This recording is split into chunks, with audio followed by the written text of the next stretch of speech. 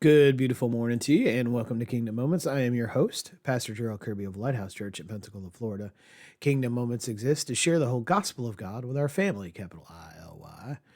Today's focus is Berechiah, Iddo, Shealtiel, and Jehozadak. So, excuse me, a long time ago, I did a study in the book of Genesis where I took the names of each of the names listed in the genealogy that gave a description. And it literally gave a mini story of the redemption of man, starting with Noah. Now, from that time forward, actually starting with Adam, my apologies. From that time forward, anytime I study an Old Testament passage, I try to find out what the name of the person means, because it always has a hidden message from the Lord if you're willing to look for it. Now, today's study will be no less important. Now, we've looked at the name of Joshua when we were introduced to him a few weeks ago and how we are connected to him. Remember, we have garments that are unable to be stained because God has said so. We have righteousness from Christ. That, of course, is the name Yeshua, Joshua, right? Which is Jesus' name. But remember, we are in Yeshua. We are in Joshua. So it's literally a picture of us as well. However, we aren't done yet. In Haggai, we have a few people that are listed. We have Shealtiel and Joshua's father, Iddo. Now, Shealtiel is Haggai's father, and Iddo is Joshua's father.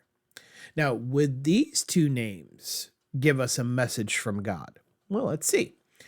Respectively speaking, Shealtiel in Hebrew means I have asked God. Jehozadak in Hebrew means Jehovah is right. Jehovah is righteous. Now, lastly, let's switch to Zechariah's book. We have two men listed, Berechiah and Iddo. So Berechiah is Zechariah's father, and then Iddo is Zechariah's grandfather. Okay? Now, Berechiah in Hebrew means the Lord blesses. Iddo means his witnesses. Now, it's right here that God catches your eye, right? When you take a look at Berechiah and Iddo and put those names together, you literally have a sentence that reads, the Lord blesses his witnesses, doesn't he? Did he not do that during 520 BC? Yes. Has he done it for you and I in our lives? Yes. Will he do it again when our spiritual brothers and sisters in Christ rebuild the temple? Yes. Now, let's look at the message in Haggai. Okay? We have asked God, and Jehovah is right. Jehovah is righteous. Now, notice there's no Jehovah answered. Jehovah did, because Jehovah was already in the process of doing that. But what we see is we have asked God, and God is righteous. Therefore, we know that he hears us. Right? Now, the messages of both of these books can literally be intertwined. We're going to give that a shot tomorrow with what is happening at the time. Right? God's people were afraid to continue, but God gave them encouragement to proceed. Not only through the names of the people involved, but by his word, right? Which we must learn is perfect in every way. Now, don't ever let the routine of your day take the place of the God that you love. Okay. Many times we can be caught up into what we think is happening and lose sight of the fact that God is always with us, right? A lot of the things that the enemy tries to throw at us, he tries to deceive us into thinking these issues are more important, right?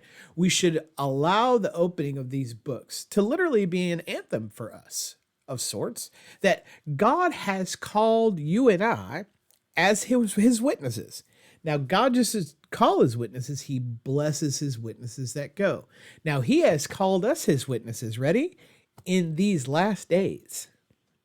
And we don't have to worry. Why?